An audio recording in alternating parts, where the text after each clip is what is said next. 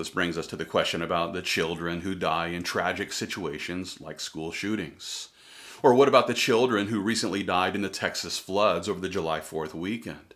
What about the children that die every day from diseases like cancer? And what about the children who die from starvation or suicide? Why doesn't God step in and stop all of this from happening? Listen, if you're like me, then you've wrestled with these questions. And one reason why is because children are the most innocent among us.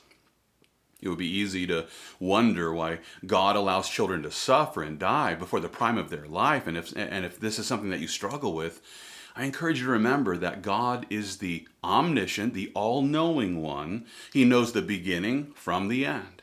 He's able to look down the corridor of time, so to speak, and see what's happening in the life of every person. At the same time, he's also the omnibenevolent or all-loving God who loves us with an infinite love.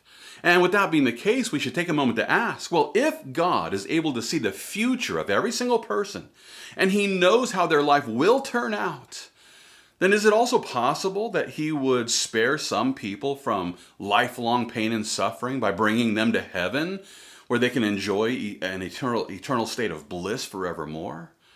Please remember that our life here on earth is like a vapor of smoke. In comparison to eternity future, the life that we have here in this world, it's here and gone before you know it.